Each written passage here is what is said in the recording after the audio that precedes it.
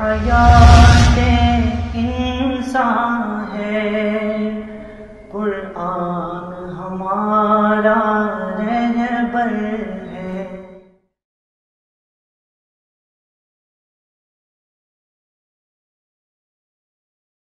بسم اللہ الرحمن الرحیم، نحمدہ ونصلی علی رسولہ الکریم، اما بعد۔ پروگرام درس قرآن کے سلسلے میں آج ہم 22ویں پارے کے چند مضامین، احکامات اور مقامات پر گفتگو کریں گے۔ 21ویں پارے کے اختتام میں نبی اکرم صلی اللہ علیہ وسلم کی بیویوں، جن کو ہم نے پڑھا تھا کہ وَأَزْوَاجُهُ أُمَّهَاتُهُمْ، کہ آپ صلی اللہ علیہ وسلم کی بیویاں ایمان والوں کی مائیں ہیں، ان کا تذکرہ چل رہا ہے۔ مسلمان روز بروز علاقوں کو فتح کرتے چلے جا رہے تھے اور مال غنیمت میں ایک بڑا حصہ حاصل ہو رہا تھا، جس کی وجہ سے گھروں کی حالتیں پہلے سے بہتر ہونے لگی اور زندگیوں میں کچھ سہولت آنے لگی۔ اس کو دیکھتے ہوئے ازواج مطہرات نے نفقے کے اندر بہتری اور کچھ اضافے کا مطالبہ کیا، لیکن ہم یہ بات جانتے ہیں کہ آپ صلی اللہ علیہ وسلم انتہائی سادگی پسند اور قناعت والی زندگی کو ترجیح دیتے تھے۔ نبی اکرم صلی اللہ علیہ وسلم کو یہ بات گھراں گزری، اسی کا تذکرہ ہے۔ اعوذ باللہ من الشیطان الرجیم، یا ایہا النبی قل لازواجک ان کنتن تردن الحیات الدنیا وزینتہا، اے نبی آپ اپنی بیویوں سے کہہ دیں اگر تم دنیا کی زندگی کی طلبگار ہو، وزینتہا اور اس کی زینت کو چاہتی ہو، فتعالینا تو آ جاؤ، امتعکن میں تمہیں کچھ دے دوں، واسرحکن سراحا جمیلا اور تمہیں اچھائی کے ساتھ رخصت کر دوں۔ نبی اکرم صلی اللہ علیہ وسلم کو یہ بات اتنی گراں گزری کہ آپ 1 مہینے تک اپنی بیویوں سے علیحدہ رہے، طلاق نہیں دی لیکن بیویوں سے علیحدہ رہے، اور پھر اللہ رب العزت کا یہ حکم آیا تو ازواج مطہرات کو باری باری بلایا۔ سب سے پہلے امی عائشہ صدیقہ رضی اللہ تعالی عنہا، جو آپ کی محبوب بیوی اور آپ کے محبوب صدیق اکبر رضی اللہ تعالی عنہ کی بیٹی تھی۔ فرمایا عائشہ،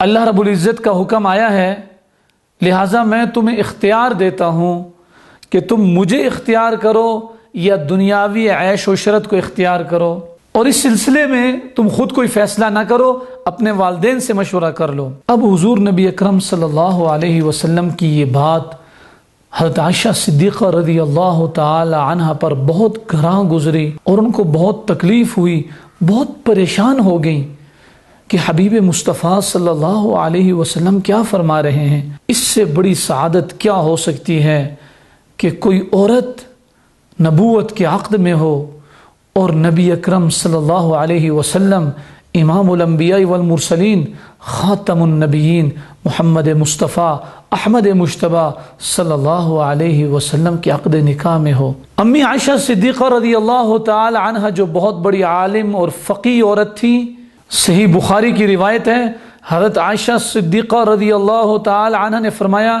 اللہ کے نبی یہ کیسے ہو سکتا ہے کہ میں آپ کے بارے میں اور آپ کو چھوڑنے کے بارے میں کسی سے مشورہ کروں؟ میں آپ پر کسی کو ترجیح نہیں دے سکتی، یہ کیا چیزیں ہیں؟ اس وقت آپ صلی اللہ علیہ وسلم کے نکاح میں 9 بیویاں تھیں، جن میں سے 5 قریش سے تھیں، حضرت عائشہ، حضرت حفصہ، حضرت ام حبیبہ، حضرت سودا اور حضرت ام سلمہ، جبکہ 4 غیر قریش میں سے تھیں، حضرت صفیہ، حضرت میمونہ، حضرت زینب اور حضرت جویریہ رضوان اللہ تعالی علیہن اجمعین۔ سب نے آپ صلی اللہ علیہ وسلم کو اختیار کیا اور اللہ رب العزت سے اس سلسلے میں معافی مانگی کہ ہم نے نبی اکرم صلی اللہ علیہ وسلم کے دل کو دکھایا، اور فرمایا اللہ کے نبی ہم آپ کے ساتھ اسی طرح مسکنت اور غریب پروری والی زندگی کو ترجیح دیتی ہیں، دنیا کا کوئی مفاد، کوئی چیز ہمیں آپ سے زیادہ محبوب نہیں۔ جہاں نبی اکرم صلی اللہ علیہ وسلم کو اللہ تعالیٰ نے حکم دیا کہ اپنی بیویوں کو اختیار دے دیں، تو وہاں اللہ تعالیٰ نے آپ کی بیویوں سے خطاب کرتے ہوئے فرمایا وَإِن كُنتُنَّ تُرِدْنَ اللَّهَ وَرَسُولَهُ وَالدَّارَ الْآخِرَةَ، اگر تم اللہ کے رسول اور آخرت کو ترجیح دو گے فَإِنَّ اللَّهَ أَعَدَّ لِلْمُحْسِنَاتِ مِنْكُنَّ أَجْرًا عَظِيمًا، تو یہ بھی یاد رکھو اللہ رب العزت نے تمہارے لیے بہترین اجر تیار کر رکھا ہے۔ اس کے بعد 22ویں پارے کا آغاز ہے، فرمایا وَمَن يَقْنُتْ مِنْكُنَّ لِلَّهِ وَرَسُولِهِ وَتَعْمَلْ صَالِحًا نُؤْتِهَا أَجْرَهَا مَرَّتَيْنِ وَأَعْتَدْنَا لَهَا رِزْقًا كَرِيمًا۔ وَمَن يَقْنُتْ، اور جو کوئی فرما برداری کرے گی، مِنْكُنَّ، تم یعنی حضور کی بیویوں میں سے، للہ و رسولی، اللہ اور اس کے رسول کی، وتعمل صالحا، اور نیک اعمال کرے گی، نؤتیہا اجرہا مرتین، ہم اسے اجر بھی دوہرا دیں گے، واعتدنا لہا رزقا کریما، اور اس کے لیے ہم نے بہترین روزی تیار کر رکھی ہے۔ دیکھیں 21ویں پارے کی آخری آیت میں یہ چیز مذکور تھی کہ اگر نبی اکرم صلی اللہ علیہ وسلم کی بیویوں میں سے کوئی گناہ کا ارتکاب کرے گی تو چونکہ ان کی شان بہت بڑی ہے اور ان کو اللہ نے بہت بڑی عظمت اور عزت کے ساتھ نوازا ہے کہ نبی کے عقد میں دیا ہے، اور نبی نہیں امام الانبیاء والمرسلین کے عقد میں دیا ہے، لہٰذا ان کی چھوٹی سے چھوٹی غلطی بھی اس کا عذاب دوہرا کر کے دیا جائے گا۔ تو کسی بد فطرت کے ذہن میں آ سکتا تھا کہ دیکھو جی اس کا مطلب یہ ہے کہ نبی کی بیویاں نبی کو تنگ کرتی تھی، جیسے آج کل کے بعض بدخصلت لوگ سوال کرتے ہیں اور علی اعلان ٹی وی سکرینوں پر آ کے کہتے ہیں وہ کون سی دو عورتیں تھیں جنہوں نے نبی کو تنگ کیا؟ جواب دیا جاتا ہے عائشہ اور حفصہ، اللہ رب العزت ہم سب کو معاف فرمائیں۔ حیا کا بھی کوئی پاس ہوتا ہے، نبی صلی اللہ علیہ وسلم کی بیویوں کی بات ہم اتنی دیدہ دلیری سے کرتے ہیں، اور بعض ملعون تو امی عائشہ صدیقہ رضی اللہ تعالی عنہ پر عجیب و غریب قسم کی تہمتیں لگاتے ہیں۔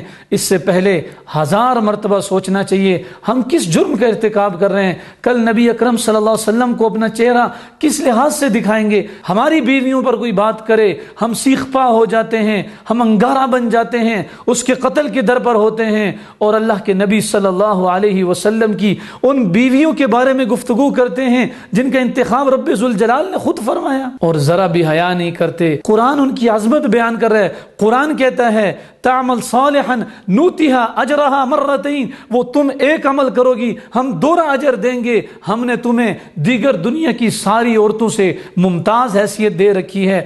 قرآن تو یہ کہہ رہا ہے یا نساء النبی، اے نبی کی بیویوں، لستن کاحد من النساء، تم اور عورتوں کی طرح نہیں ہو، تم نہیں ہو دیگر عورتوں کی طرح۔ یہ اللہ رب العزت کے الفاظ ہیں، یہ ان لوگوں کے منہ پر تمانچہ ہے جو حضور صلی اللہ علیہ وسلم کی بیویوں پر انگلیاں اٹھاتے ہیں۔ ان اتقیتن فلا تخضعن بالقول، احکامات دیے جا رہے ہیں، یہ خطاب آپ کی بیویوں سے ہے، اور دراصل سبق پوری امت کی عورتوں کو دیا جا رہا ہے۔ فلا تخضعن بالقول، نرم لہجے سے بات نہ کرو۔ دیکھیں یہ سبق ہمیں پڑھایا جا رہا ہے، سکھایا جا رہا ہے۔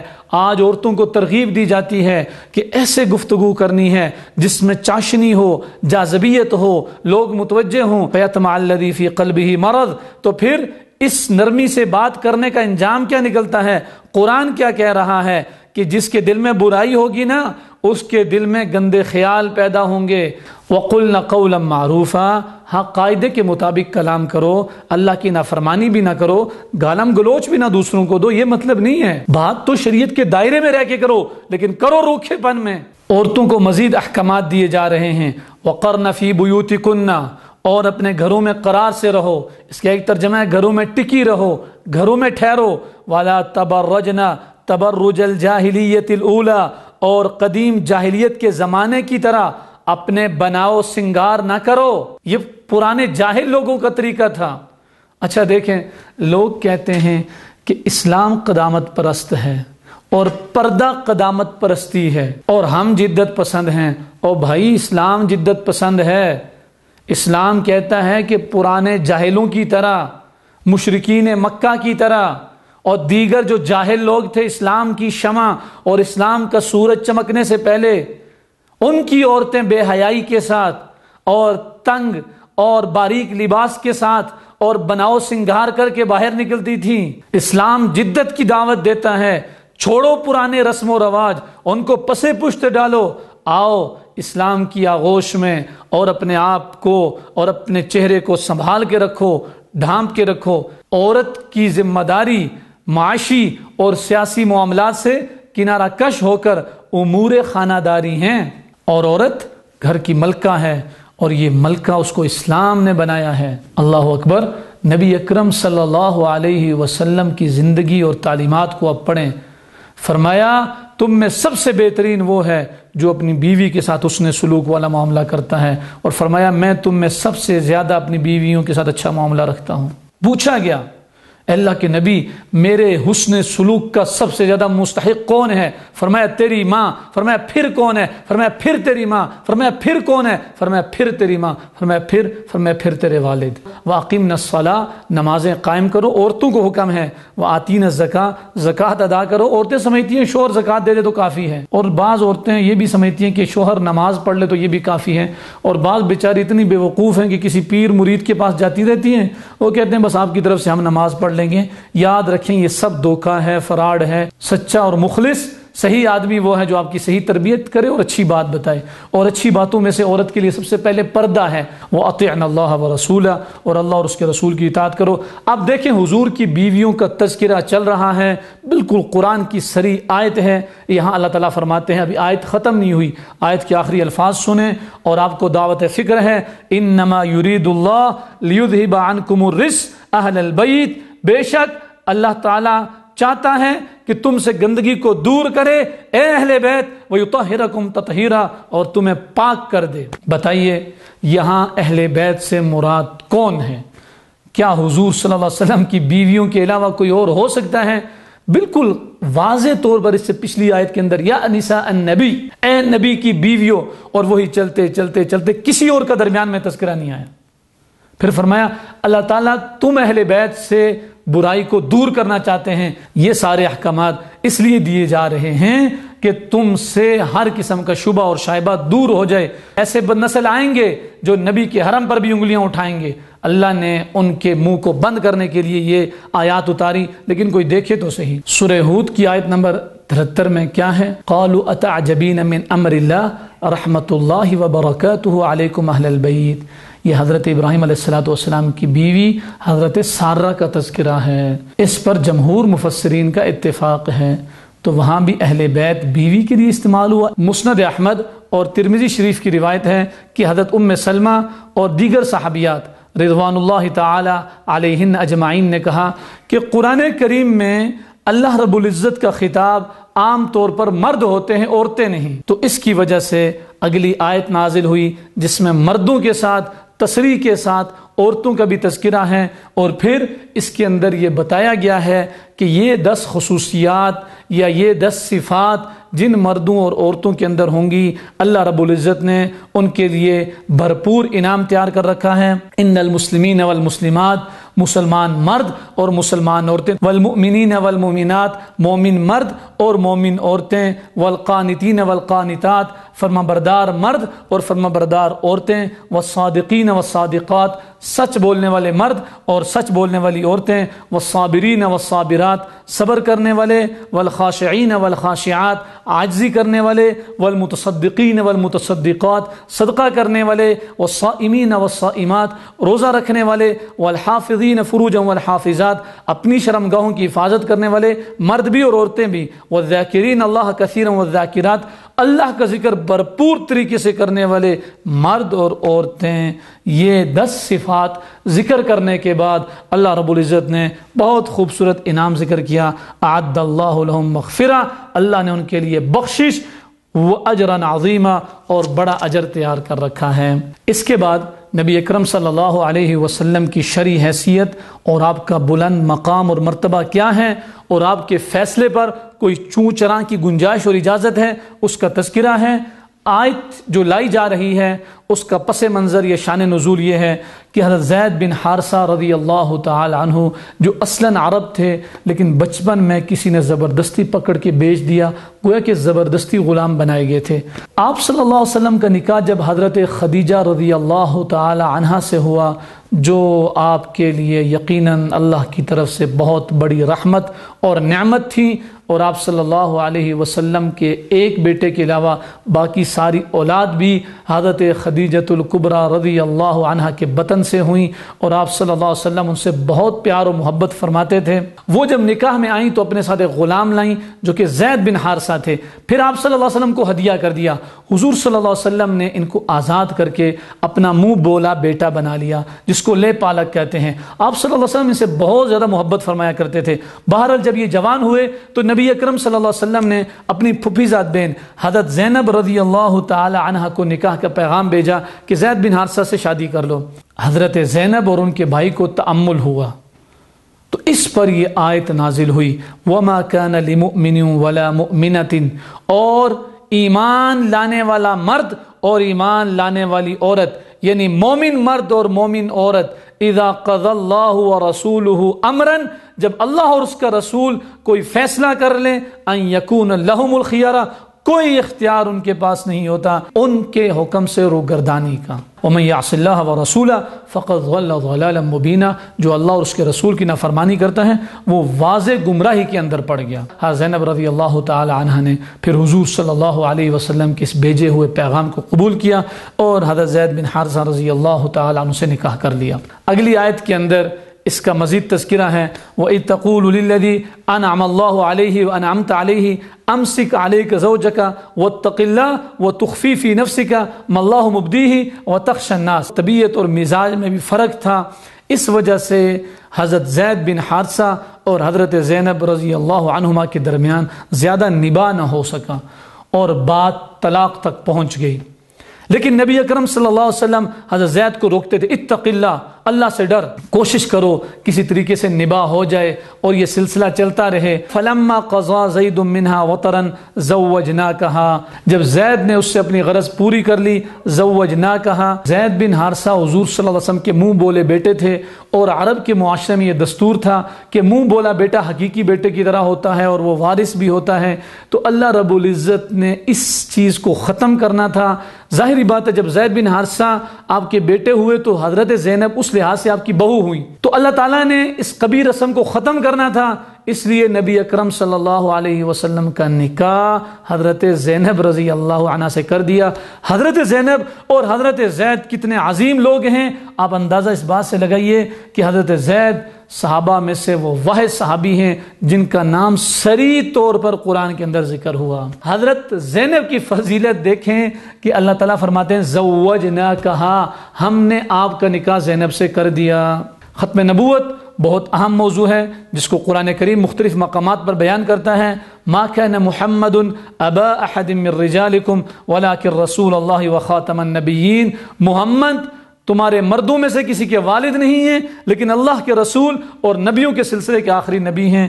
آپ صلی اللہ علیہ وسلم کے تین بیٹے مشہور روایت کے مطابق حضرت قاسم، حضرت طیب اور حضرت طاہر رضوان اللہ تعالی علیہم اجمعین، یہ حضرت خدیجۃ الکبریٰ رضی اللہ عنہ کے بطن سے پیدا ہوئے، جبکہ حضرت ابراہیم ماریہ قبطیہ رضی اللہ عنہ کے بطن سے پیدا ہوئے، لیکن آپ کی کوئی نرینہ اولاد بلوغت کی حد کو نہ پہنچ سکی۔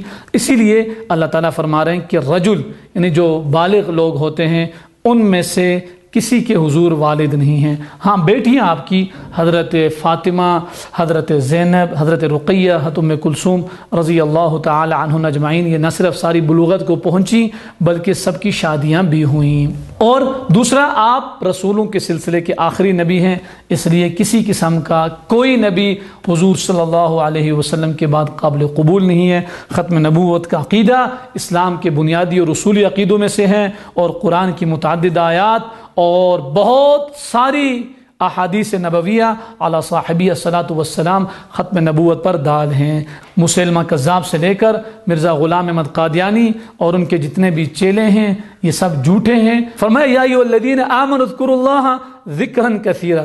عجیب بات دیکھیں، ذکر کا جہاں بھی تذکرہ آتا ہے تو کثرت کے ساتھ اللہ کو خوب یاد رکھو، ہر وقت یاد رکھو، بھرپور طریقے سے۔ ذکر کی دو شکلیں ہیں، ایک ذکر جو آپ زبان سے ادا کرتے ہیں یہ بھی بکثرت ہونا چاہیے، صبح و شام اللہ کو یاد رکھنا چاہیے، اور ایک ذکر یہ کہ دل و دماغ میں ہر وقت اللہ کی یاد دہانی ہو، کوئی قدم اٹھا رہے ہیں، کوئی کام کر رہے ہیں، سوچیں میرا اللہ میرے ساتھ ہے، مجھے دیکھ رہا ہے، مجھے سن رہا ہے، تو پھر آپ اللہ کی نافرمانی سے بچ جائیں گے۔ جنت کی بہاروں کا تذکرہ ہے، فرمایا تحیتہم یوم یلقونہ سلام، کہ جنت کی بہاروں میں سے ایک پھول سلام ہے، جس کو ہم اہمیت ہی نہیں دیتے۔ حضور صلی اللہ علیہ وسلم نے فرمایا سلام کیا کرو، اس سے آپس میں محبت پیدا ہوتی ہے۔ اور پھر فرمایا جس کو جانتے ہو اس کو بھی، اور جس کو نہیں جانتے ہو اس کو بھی سلام کیا کرو۔ فرمایا یہ جنت کے تحفوں میں سے ایک تحفہ ہے۔ اس کے بعد نبی اکرم صلی اللہ علیہ وسلم کی صفات کا تذکرہ ہے۔ حضور کی عظمت اور شان کو دیکھیے، فرمایا یا ایھا النبی انا ارسلناک شاہدا ومبشرا ونذیرا، اے میرے نبی میں نے آپ کو گواہ بنا کر بھیجا۔ حضور نبی اکرم صلی اللہ علیہ وسلم امت پر بھی گواہ ہوں گے اور دیگر انبیاء پر بھی گواہ ہوں گے، یعنی کہ ان انبیاء نے اپنا پیغام اچھے طریقے سے پہنچایا۔ وہ مبشرن، اور حضور کو مبشر بنا کر بھیجا گیا، جتنے بھی نیک کام کرنے والے ہیں ان کو خوشخبریاں دینے والے، وہ نذیرا، اور برے لوگوں کو ڈرانے والے، وہ داعیا الی اللہ، اور حضور کا ایک اہم منصب اللہ کی طرف دعوت دینا، اللہ کی طرف بلانا۔ اور پھر اس امت کی عظمت کہ یہ منصب حضور صلی اللہ علیہ وسلم سے ہوتے ہوئے امت کی طرف منتقل ہوا۔ فرمایا وسراجا منیرا، اور آپ صلی اللہ علیہ وسلم کو چمکتا چراغ بنایا گیا ہے، جس سے دنیا بھر کی تاریکی چھٹ گئی، ختم ہو گئی، اور ہر طرف روشنی ہی روشنی ہو گئی۔ فرمایا وبشر المؤمنین بان لهم من اللہ فضلا کبیرا، اے میرے حبیب آپ بشارت دینے والے ہیں تو لوگوں کو بشارت دے دیں۔ کن کو؟ ایمان والوں کو، اعمال صالح اختیار کرنے والوں کو، کہ اللہ نے ان کے لیے بڑا فضل تیار کر رکھا ہے۔ اللہ خود کتنے بڑے ہیں، ان کا فضل کتنا بڑا ہوگا، اس کا اندازہ اللہ کو ہی ہے، انسان اس کا تصور نہیں کر سکتا۔ ولا تطع الکافرین والمنافقین ودع اذاہم، کافروں اور منافقوں کی پیروی نہ کرو، ان کی پیروی میں سوائے اندھیرے اور تاریکی کے کچھ حاصل نہیں ہوگا۔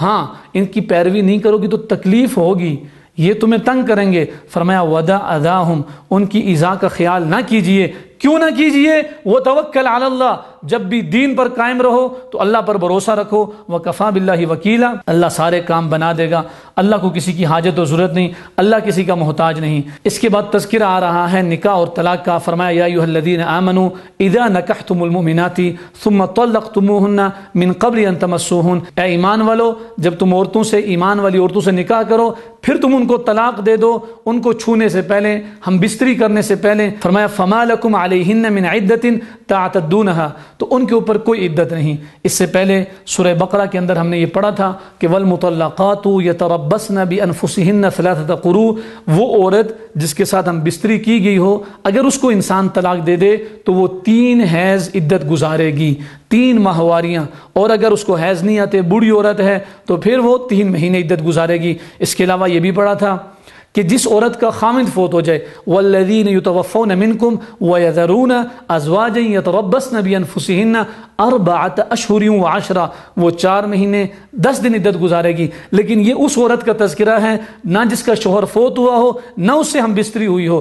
اگر اس کو ہم بستری سے پہلے طلاق دے دی جائے تو فرمایا فما لکم علیہن من عدۃ تعتدونها، اس پر کوئی عدت نہیں ہے۔ یہ عورت طلاق ملنے کے فوراً بعد شادی کر سکتی ہے۔ نبی اکرم صلی اللہ علیہ وسلم کی خصوصیات میں سے ایک خصوصیت کا تذکرہ ہے۔ فرمایا یا ایھا النبی انا احللنا لک ازواجک اللاتی آتیت اجورہن، اے میرے حبیب آپ کے لیے حلال ہیں بیویاں جن کا آپ مہر دے دیں۔ عام قاعدہ ضابطہ کیا ہے کہ ایک مسلمان ایک وقت میں 4 شادیاں کر سکتا ہے، لیکن نبی اکرم صلی اللہ علیہ وسلم کی خصوصیات میں سے یہ خصوصیت ہے کہ آپ کو 4 میں پابند نہیں رکھا گیا۔ اسی وجہ سے جب آپ صلی اللہ علیہ وسلم کا انتقال ہوا، آپ دنیا سے رخصت ہوئے، تو آپ کے عقد نکاح میں 9 بیویاں تھیں۔ ترجی من تشاء منہن وتؤوی الیک من تشاء، ان میں سے تو جسے چاہے دور رکھے، جسے چاہے قریب کر لے۔ یہ بھی آپ صلی اللہ علیہ وسلم کے ساتھ خاص ہے۔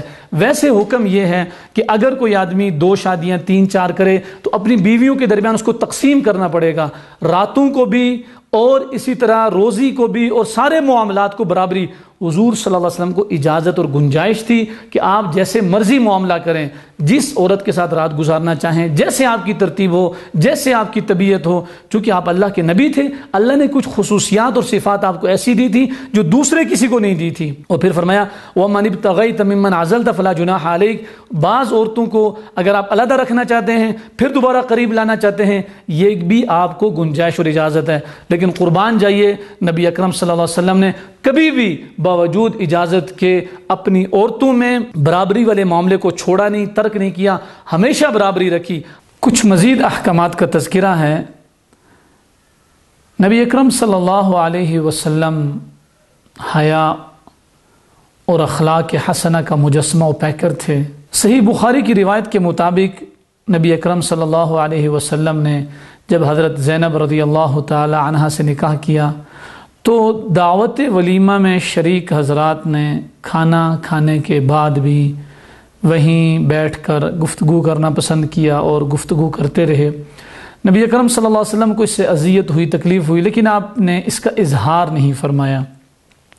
اللہ رب العزت نے اس بات کو یہاں بیان کیا ہے، یا ایھا الذین آمنوا، اے ایمان والو، لا تدخلوا بیوت النبی، نبی کے گھروں میں داخل نہ ہوا کرو، الا ان یؤذن لکم، مگر یہ کہ جب تمہیں اجازت دی جائے، الی طعام غیر ناظرین اناہ، کھانے کے لیے ایسے وقت میں کہ اس کے پکنے کا انتظار کرتے رہو، یعنی نہ تو بہت جلدی جایا کرو، ولیکن اذا دعیتم، لیکن جب دعوت دی جائے، فادخلوا، تو پھر داخل ہو جاؤ، فانتشر فاذا طعمتم، پھر جب کھانے سے فراغت ہو جائے، فانتشروا، پھر وہاں سے چلے جاؤ۔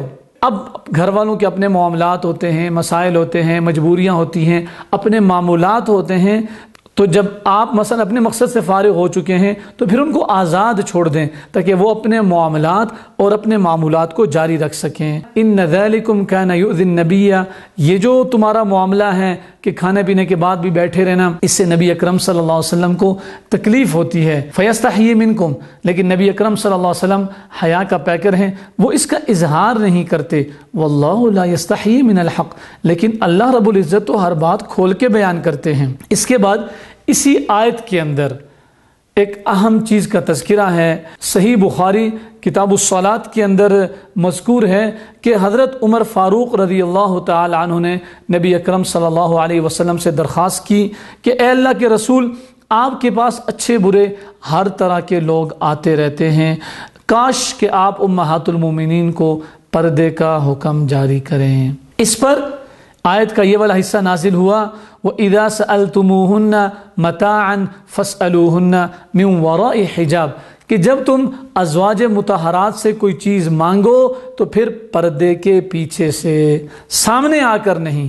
تو یہ پردے کا حکم تصریح کے ساتھ آ گیا، ذَلِكُمْ أَطْهَرُ لِقُلُوبِكُمْ وَقُلُوبِهِمْ، یہ پردہ تمہارے اور ان کے دلوں کی پاکیزگی کا ذریعہ ہے۔ وَمَا كَانَ لَكُمْ أَن تُؤْذُوا رَسُولَ اللَّهِ، اس کی بالکل اجازت نہیں کہ رسول اللہ کو اذیت اور تکلیف پہنچاؤ، چاہے وہ چھوٹا معاملہ ہو چاہے وہ بڑا معاملہ ہو۔ اسی آیت کے اندر ایک اور اصول بتایا، وَلَا أَن تَنْكِحُوا أَزْوَاجَهُ مِن بَعْدِهِ أَبَدًا، نبی اکرم صلی اللہ علیہ وسلم کے عقد نکاح میں جو عورتیں ہیں ان سے نکاح کی بھی کسی کو اجازت نہیں ہے۔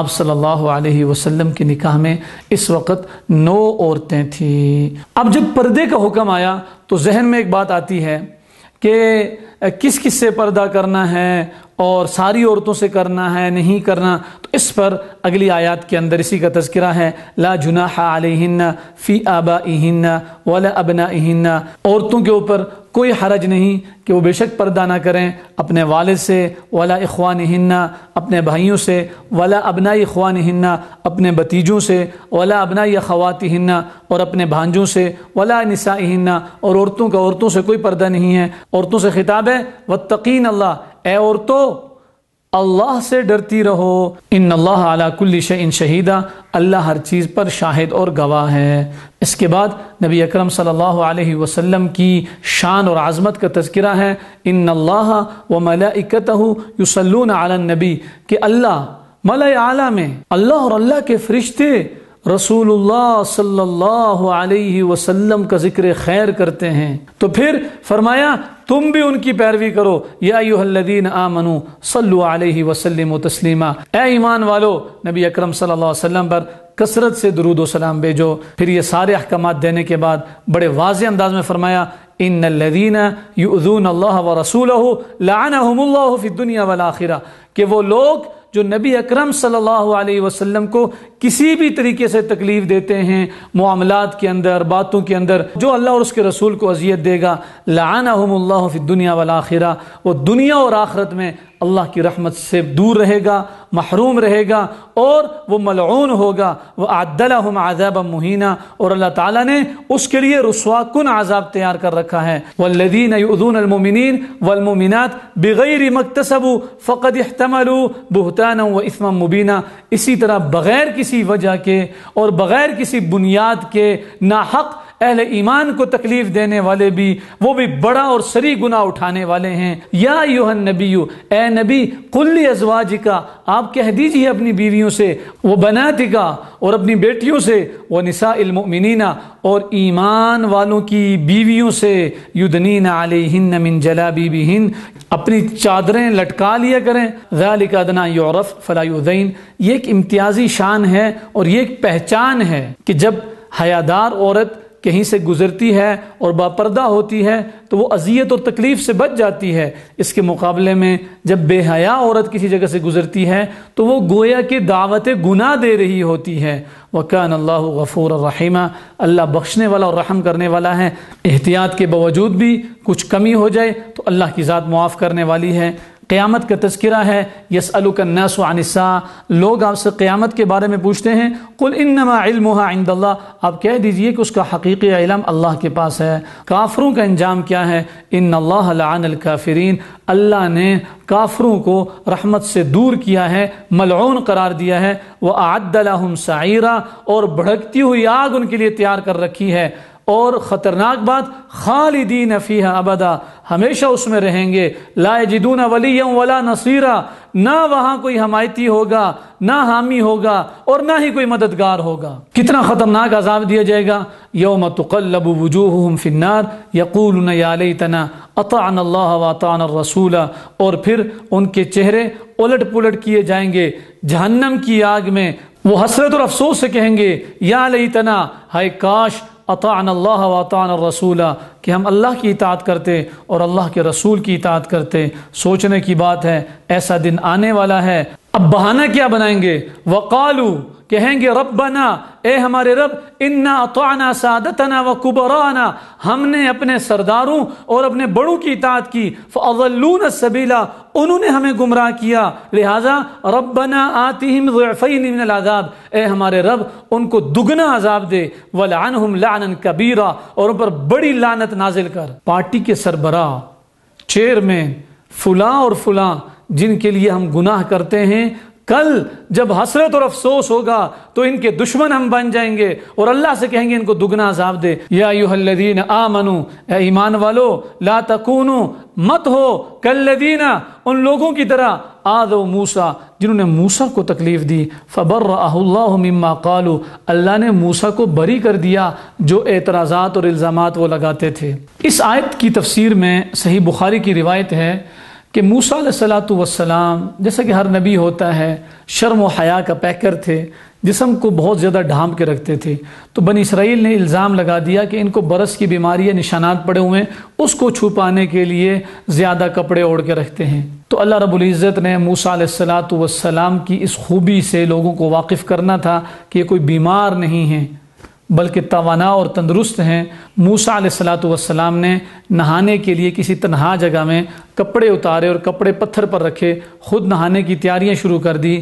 اب یہ جو پتھر تھا یہ چل پڑا اور کپڑے لے کر بھاگ پڑا۔ موسیٰ علیہ السلام پیچھے پیچھے یہاں تک کہ بنی اسرائیل کی مجلس میں پہنچ گئے، اور پھر اللہ رب العزت نے ان کے سامنے واضح کر دیا کہ موسیٰ علیہ السلام ہر قسم کے عیب سے جس کا تم سوچ رہے ہو اللہ تعالیٰ نے ان کو پاک رکھا ہوا ہے۔ ایسے ہی فرمایا رسول اللہ صلی اللہ علیہ وسلم کو تکلیف دینے والے، آپ صلی اللہ علیہ وسلم کو اذیت دینے والے اور مختلف قسم کے الزام لگانے والے، جیسے کہ روایت کے اندر آتا ہے کہ ایک شخص نے رسول اللہ صلی اللہ علیہ وسلم کے بارے میں کہا کہ جو غنیمت کا مال تقسیم ہوا ہے اس میں مکمل انصاف نہیں ہوا۔ رسول اللہ صلی اللہ علیہ وسلم نے جب یہ بات سنی تو آپ کا چہرہ سرخ ہو گیا، صحیح بخاری کی روایت ہے۔ تو اس کے مطابق کہا گیا کہ ان کو اذیت نہ دو، ان کو اللہ بری کر دے گا، لیکن اللہ رب العزت کے ہاں تمہاری کوئی حیثیت اور وقت نہیں رہے گی۔ یا ایھا الذین آمنوا اتقوا اللہ، اے ایمان والو اللہ سے ڈرتے رہو، وقولوا قولا سدیدا، اور سچی بات کیا کرو، جھوٹ دھوکے بازی یہ صحیح نہیں ہے۔ سچی بات اور تقوی کا فائدہ کیا ہوگا؟ یصلح لکم اعمالکم، اللہ تمہارے کاموں کی اصلاح کر دے گا، درست کر دے گا۔ حدیث کے اندر اس کی وضاحت آتی ہے، تمہارے منتشر اور بکھرے ہوئے کام اللہ ان کو آسان کر دے گا۔ اور اگلا فائدہ، دنیاوی فائدہ تو ہے اعمال درست ہو جائیں گے، اخروی فائدہ کیا ہے؟ یغفر لکم ذنوبکم، اللہ تمہارے گناہوں کو معاف کرے گا۔ ومن یطع اللہ ورسولہ، اصول یاد رکھو، جو کوئی اللہ اور اس کے رسول کی اطاعت کرتا ہے فقد فاز فوزا عظیما، اس نے بڑی کامیابی حاصل کر لی۔ حیات انسان ہے قرآن ہمارا رہبر ہے۔ اگلی صورت سورہ سبا ہے، مکی صورت ہے، 54 آیات اور 6 رکوع پر مشتمل ہے۔ بسم اللہ الرحمن الرحیم۔ الحمد للہ الذی لہ ما فی السماوات وما فی الارض ولہ الحمد فی الآخرہ وہو الحکیم الخبیر۔ تمام تعریفات اس اللہ کے لیے ہیں جس کے لیے وہ سب کچھ ہے جو آسمانوں اور جو کچھ زمین میں ہے، اور اسی کے لیے ہے آخرت میں تعریف ساری کی ساری۔ وہو الحکیم الخبیر، اور بڑی حکمتوں والا اور باخبر ہے۔ یعلم ما یلج فی الارض، وہ جانتا ہے جو زمین میں چیز داخل ہوتی ہے یا جاتی ہے، وما یخرج منہا، اور جو اس سے نکلتی ہے، وما ینزل من السماء، اور جو چیز آسمان سے اترتی ہے وہ وہی ہے، وہ رزق ہے، وہ بارش ہے، ہر ایک کا علم اللہ کو ہے، وہ فرشتے ہیں یا وہ کوئی اور چیز ہے۔ وما یعرج فیہا، اور جو آسمان میں چیزیں چڑھتی ہیں، وہو الرحیم، وہ بہت زیادہ رحم کرنے والا، الغفور، اور گناہوں کو خوب بخشنے والا ہے۔ وقال الذین کفروا، کافر لوگوں کا سوال ہے، لا تاتین الساعہ، ہم پر قیامت نہیں آئے گی۔ قل، اللہ تعالیٰ فرما رہے ہیں آپ کہہ دیجئے، بلا کیوں نہیں، وہ ربی، اور قسم ہے میرے رب کی، لتأتینکم، کہ ضرور بھی ضرور تمہارے پاس آئے گی۔ میرا کون سا رب؟ عالم الغیبی، جو غیب کو جاننے والا ہے۔ اور اللہ رب العزت نے کتنی تاکید سے قیامت کے ثبوت کو پیش کیا۔ لوگ بہت سارے قیامت کو ہی نہیں مانتے۔ اللہ رب العزت اپنی ذات کی قسم اٹھا کے فرماتے ہیں کہ قیامت قائم ہو کر رہے گی۔ لا يعزب عنہ مثقال ذرۃ فی السماوات ولا فی الارض، ایک رائی کے دانے کے برابر بھی کوئی چیز اللہ کی ذات سے پوشیدہ نہیں ہے، فی السماوات، نہ ہی آسمانوں میں، ولا فی الارض، اور نہ ہی زمین میں۔ ہر چیز اس کو معلوم ہے، ہر چیز اس کے علم میں ہے۔ لیجزی الذین آمنوا وعملوا الصالحات، تاکہ اللہ بدلہ دے ایمان والوں کو، اعمال صالح اختیار کرنے والوں کو۔ کیا بدلہ؟ اولئک لہم، ہے ان کے لیے مغفرت، بخشش، ورزق کریم، اور عزت والی روزی۔ وقال الذین کفروا، اور کافر لوگ کہتے ہیں، هل ندلکم، مذاق اڑاتے تھے نبی اکرم صلی اللہ علیہ وسلم کو، ایک دوسرے کو کہتے هل ندلکم، بتائیں تمہیں، علی رجل، ایک آدمی، ینبئکم، جو تمہیں کیا بتائے گا، اذا مزقتم کل ممزق، کہ جب تم بالکل ریزہ ریزہ کر دیے جاؤ گے، ٹکڑے ٹکڑے کر دیے جاؤ گے، انکم لفی خلق جدید، تو پھر دوبارہ تمہیں پیدا کیا جائے گا۔ مذاق اڑاتے تھے۔ افترا علی اللہ کذبا ام بہ جنہ، ساتھ کیا کہتے تھے؟ نعوذ باللہ، پتہ نہیں وہ اللہ پر جھوٹ بولتے ہیں یا ان کو جنون ہے۔ بل الذین لا یؤمنون بالآخرہ، اللہ تعالیٰ فرماتے ہیں اڑا لو مذاق، آؤ گے میرے پاس وہ لوگ جو آخرت پر ایمان نہیں رکھتے، فی العذاب، وہ دردناک عذاب میں ہوں گے، والضلال البعید، اور دور کی گمراہی میں پڑے ہوئے ہیں۔ کیوں؟ افلم یروا الی ما بین ایدیہم وما خلفہم من السماء والارض ان نشاء نخسف بہم الارض، اللہ فرماتے ہیں یہ میں موقع دے رہا ہوں، ورنہ تمہارے کرتوت ایسے ہیں کہ تمہیں زمین کے اندر دھنسا دوں۔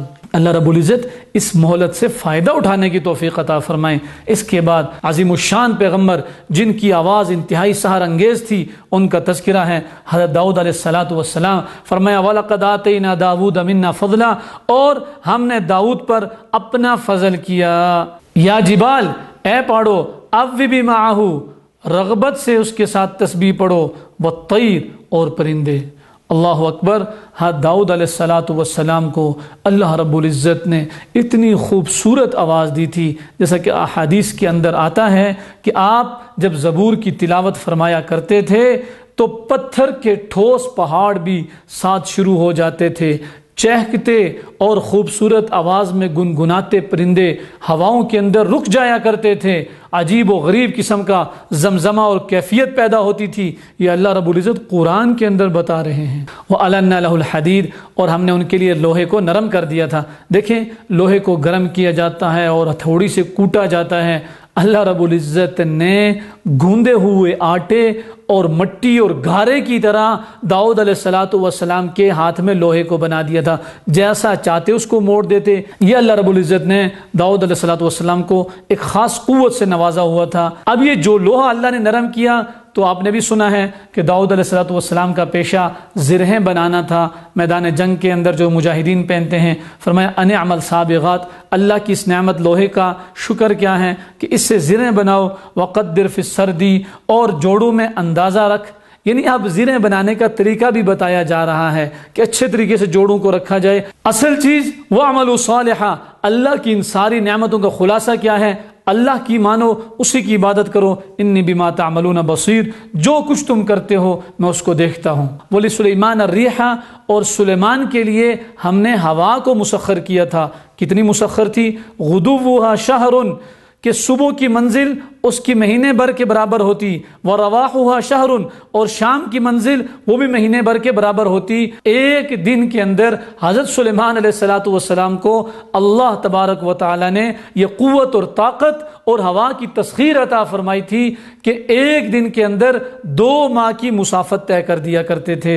یہ اس وقت ٹیکنالوجی نہیں تھی، یہ سب کچھ اللہ کا دیا ہوا تھا، اللہ کا عطا کیا ہوا تھا۔ اللہ نے آج سے ہزاروں سال پہلے کیسی نعمتیں دی۔ وَأَصَلْنَا لَهُ عَيْنَ الْقِطْرِ، اور ہم نے ان کے لیے تانبے کا چشمہ بہا دیا۔ وَمِنَ الْجِنِّ مَنْ يَعْمَلُ بَيْنَ يَدَيْهِ بِإِذْنِ رَبِّهِ، اور جنات بھی سلیمان علیہ السلام کے متحد، وہ بھی ان کے ساتھ کام کر رہے ہیں۔ وَمَنْ يَزِغْ مِنْهُمْ عَنْ أَمْرِنَا، اور جو کوئی بھی ان جنات میں سے ہمارے حکم کی سرتابی کرتا، نذقہ من عذاب السعیر، تو ہم اس کو دردناک عذاب چکھائیں گے۔ یا تو یہ قیامت کے دن، یا پھر یہ دنیا کے اندر ہی ایسا ہوا، فرشتے کھڑے ہوتے تھے آگ سی ایک چیز لے کر، اور جو سرتابی کرتا زور سے اس کو مارتے، جس کی وجہ سے وہ جن جل کر بھسم ہو جاتا۔ جتنی بھی عظمتیں ہوں، رفعتیں ہوں، آخر انسان کی موت ہے۔ وہ سلیمان علیہ السلام جن کے لیے ہوا بھی مسخر ہے، جنات بھی مسخر ہیں، اور اللہ رب العزت نے اتنی طاقت اور قوت اور صلاحیت عطا کی ہے۔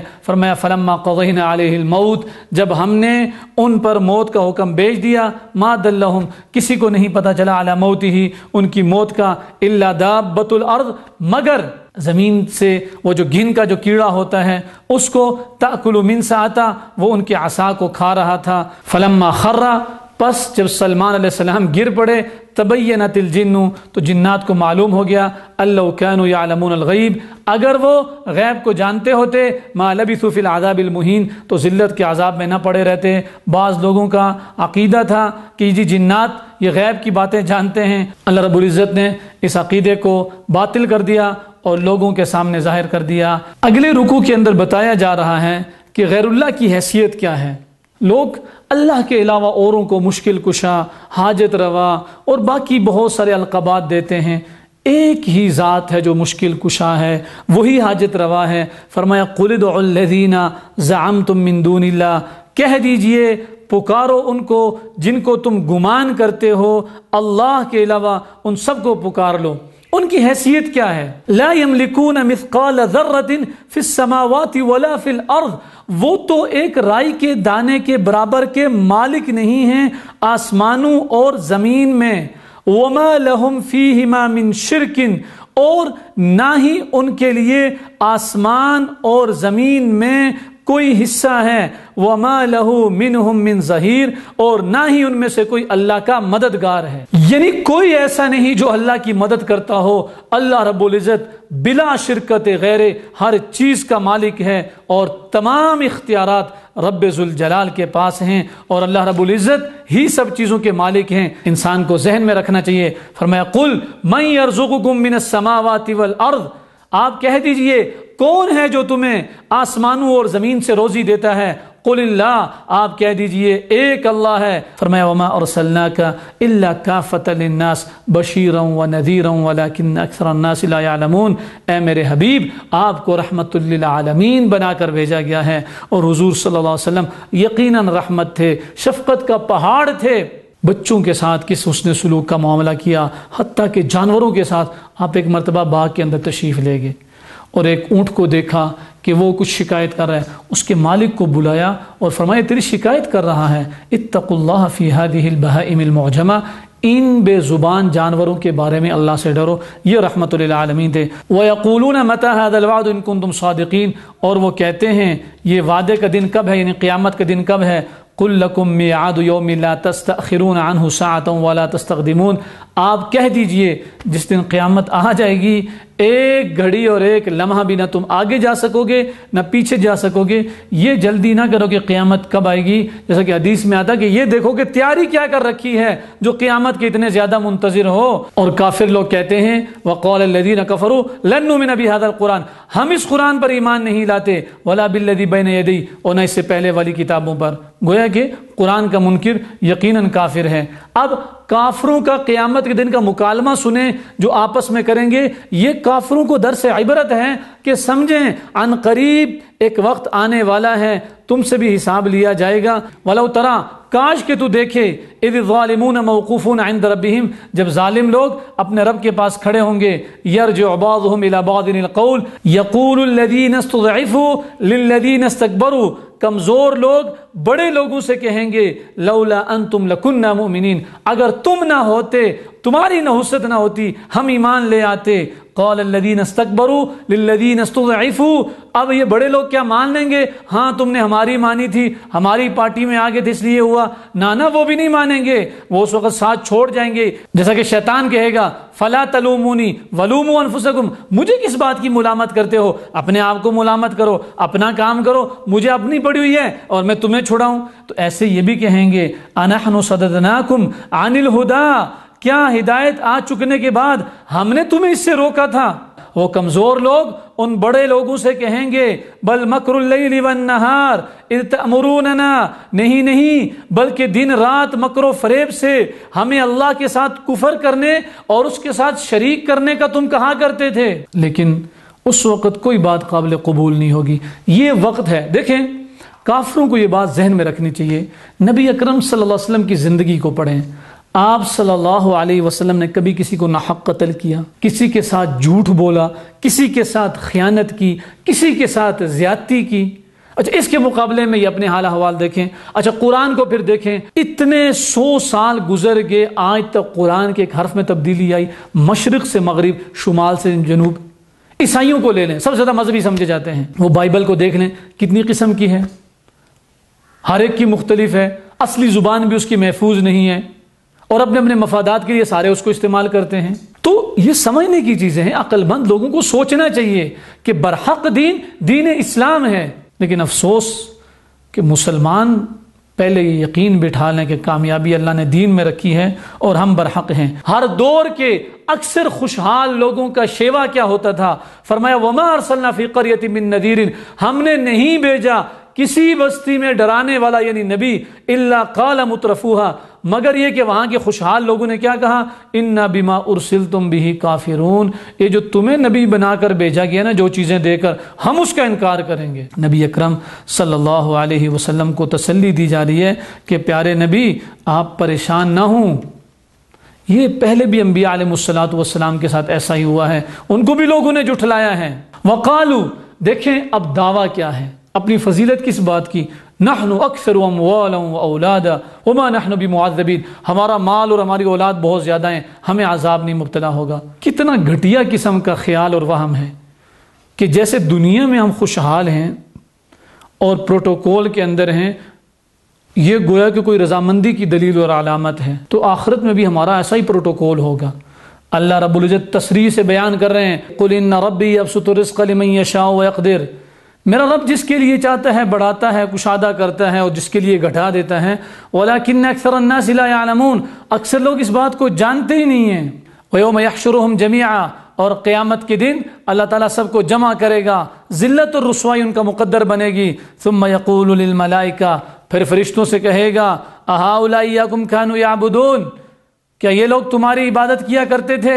جیسا کہ عیسیٰ علیہ السلام سے قیامت کے دن پوچھا جائے گا، أَأَنْتَ قُلْتَ لِلنَّاسِ اتَّخِذُونِي وَأُمِّيَ إِلَٰهَيْنِ مِن دُونِ اللَّهِ، عیسیٰ تو نے عیسائیوں کو کہا تھا کہ مجھے اور میری والدہ کو معبود بناؤ۔ تو جیسے عیسیٰ علیہ السلام برات کے اعلان کریں گے عیسائیوں سے، فرشتے بھی کہیں گے سبحانک انت ولینا، اے ہمارے رب تو پاکیزہ ہے اور تو پاک ذات ہے، انت ولینا من دونہم، ہمارا ولی تو ہے، بل کانوا یعبدون الجن، یہ لوگ ہماری عبادت نہیں جنات شیطان کے پیچھے چلتے تھے۔ اکثرہم بہم مؤمنون، اکثر تو انہی پر ایمان رکھتے ہیں جنات پر۔ پوری دنیا کے کافروں کو دعوت فکر ہے، قل اے نبی آپ کہہ دیجئے، انما اعظکم بواحدہ، میں تمہیں صرف ایک نصیحت کرتا ہوں، ان تقوموا للہ، کہ اللہ کے لیے تم کھڑے ہو جاؤ، مثنا، دو دو کر کے، وفرادا، اور تنہا، ثم تتفکروا، پھر تم غور و فکر کرو، ما بصاحبکم من جنہ، تمہارے اس دوست کو کوئی جنون نہیں، نبی صلی اللہ علیہ وسلم کوئی مجنون نہیں، تم دیکھو تو صحیح کہ دعوت کس چیز کی دے رہے ہیں۔ ذرا تنہائی میں سارے کافروں کو یہ سوچنا چاہیے کہ نبی اکرم صلی اللہ علیہ وسلم کا انقلاب کیسا انقلاب تھا، کیا اس میں قتل و غارت گری تھی؟ کیا اس میں بے حیائی کی دعوت تھی؟ کیا اس میں لوگوں کی عزتیں، جانیں اور مالیں لوٹنے کی دعوت تھی؟ یا عزت، احترام، اکرام، امن، بھائی چارہ، اخوت اور محبت کی دعوت دی گئی تھی؟ وہ سالہ سال کے دشمن کیسے آپس میں بھائی بھائی بن کے رہنے لگے؟ وہ کیسے لوگوں نے ایک دوسرے کے خون کو معاف کر دیا تھا؟ لوگ کیسے ایک دوسرے پر خرچ کرنے والے تھے؟ لوگ کیسے تڑپ کر ایک دوسرے پر جان دینے والے تھے؟ سوچنا پڑے گا کافروں کو بھی کہ ان کے اور ان کے معاملات میں فرق کیا ہے، پھر جا کے نتیجے میں پہنچیں گے۔ قل، آپ کہہ دیجئے، ما سألتکم من اجر، میں تو تم سے کچھ مانگتا بھی نہیں ہوں اس پر، مجھے تو میرا رب اجر دے گا۔ لیکن یہ بات بھی یاد رکھو، قل ان ربی یقذف بالحق علام الغیوب، کہہ دیجئے کہ میرا رب حق اور سچی وحی نازل فرماتا ہے، ہر غیب کا جاننے والا ہے۔ قل جاء الحق، اور آپ کہہ دیجئے حق پہنچ چکا، وما یبدئ الباطل وما یعید، نہ تو پہلے کچھ باطل کر سکا ہے اور نہ آئندہ کچھ کر سکے گا۔ اس کے بعد سورہ فاطر ہے، اور یہ مکی سورت 45 آیات اور 5 رکوع پر مشتمل ہے۔ بسم اللہ الرحمن الرحیم، الحمدللہ، تمام تعریفات اس اللہ کے لیے ہیں، فاطر السماوات والارض، جو آسمانوں اور زمین کا پہلی مرتبہ پیدا کرنے والا، جاعل الملائکۃ رسلا اولی اجنحۃ مثنی وثلاث ورباع، 2 2 3 3 4 4 پروں والے فرشتوں کو اپنا قاصد بنانے والا، یزید فی الخلق ما یشاء، مخلوق میں جو چاہتا ہے اضافہ کرتا ہے، ان اللہ علی کل شیء قدیر، اللہ ہر چیز پر قادر ہے، ما یفتح اللہ للناس من رحمت فلا ممسک لہ، جس کے لیے اللہ رحمت کا دروازہ کھول دے کوئی اسے بند نہیں کر سکتا، وما یمسک، اور جو رحمت اللہ بند کر دے، فلا مرسل لہ من بعدی، اس کے بعد اس کو کوئی کھولنے والا اور جاری رکھنے والا نہیں، وہو العزیز الحکیم، وہ غالب اور حکمت والا ہے۔ یا ایھا الناس اذکروا نعمت اللہ علیکم، اے لوگو اللہ کی نعمتوں کو یاد کرو، هل من خالق غیر اللہ یرزقکم من السماء والارض، کیا اللہ کے علاوہ بھی کوئی خالق ہے جو تمہیں روزی دیتا ہے؟ کوئی ایسا ہے نہیں۔ غفلت سے بیداری اختیار کرو، کہاں بھولے ہوئے ہو، کہاں بٹکے ہوئے ہو۔ یا ایھا الناس، اے لوگو، ان وعد اللہ حق، اللہ کا وعدہ حق ہے، سچ ہے، فلا تغرنکم الحیات الدنیا، یہ دنیا کی زندگی تمہیں دھوکے میں نہ رکھے، ولا یغرنکم باللہ الغرور، اور نہ دھوکے باز شیطان تمہیں غفلت میں ڈالے۔ ان الشیطان لکم عدو فاتخذوہ عدوا، یہ شیطان تمہارا دشمن ہے، اس کو دشمن بنا کے رکھو۔ افمن زین لہ سوء عملہ، کیا وہ شخص جس کے لیے اس کے برے عمل کو مزین کیا گیا، فرآہ حسنا, وہ اس کو اچھا سمجھتا ہے. فإن اللہ یضل من یشاء, یہ تو گویا کہ انسان گمراہ ہے, یہ اس کی طرح ہو سکتا ہے جو ہدایت یافتہ ہے, اس لیے کہ اللہ جسے چاہتا ہے گمراہ کرتا ہے. ویہدی من یشاء, جسے چاہتا ہے ہدایت دیتا ہے. فلا تذهب نفسک علیہم حسرات, آپ کو اپنی جان ان پر دکھ اور افسوس کر کر کے ہلاکت میں نہیں ڈالنی چاہیے.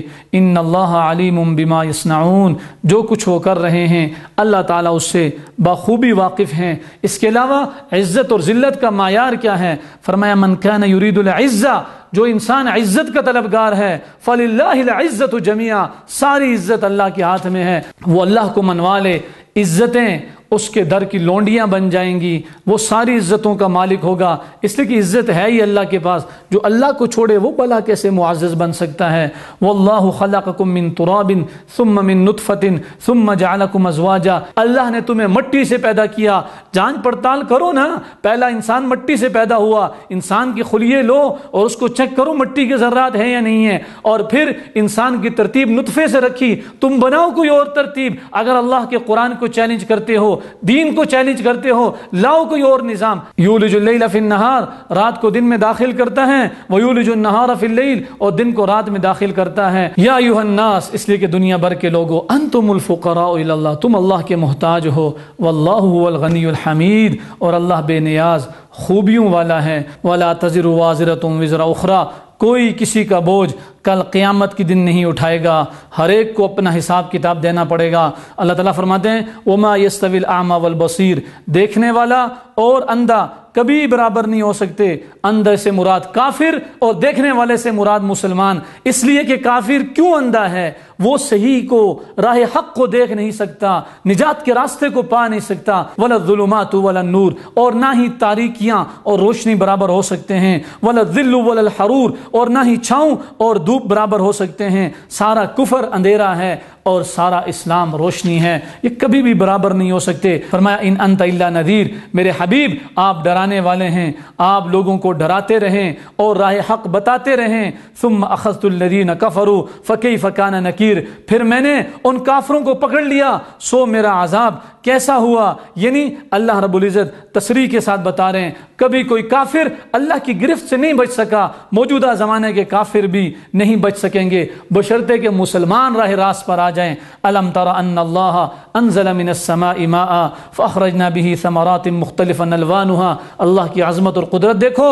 کیا تم نہیں دیکھتے اللہ نے آسمان سے پانی کو اتارا, بارش کو اتارا. فاخرجنا به ثمرات, پھر ہم نے اس کے ذریعے سے پھلوں کو نکالا. مختلفا الوانها, جن کے رنگ مختلف ہیں. ومن الناس والدواب والانعام مختلف الوانه, لوگوں میں سے, جانوروں میں سے اور چوپاؤں میں سے بعضوں کے رنگ بعض سے مختلف ہیں. انما یخشى اللہ من عباده العلماء, یہ ساری باتیں سمجھ اس کو آئیں گی جو صاحب علم اور صاحب بصیرت ہوگا. ان الذين يتلون کتاب اللہ, وہ لوگ جو اللہ کی کتاب کی تلاوت کرتے ہیں, قرآن مجید پڑھتے ہیں, سنتے ہیں, پڑھاتے ہیں. وَأَقَامُوا الصَّلَاةَ, اور نماز قائم کرتے ہیں. وَأَنفَقُوا مِمَّا رَزَقْنَاهُمْ سِرًّا وَعَلَانِيَّةً, اور جو کچھ ہم نے دیا ہے اس کو علی الاعلان بھی اور چھپ کے خرچ کرتے ہیں. يَرْجُونَ تِجَارَةً لَن تَبُورَ, وہ ایسی تجارت کی امید رکھتے ہیں جس میں کبھی نقصان نہ ہوگا, کبھی خسارہ نہ ہوگا. ثم اورثنا الكتاب الذين اصطفينا من عبادنا,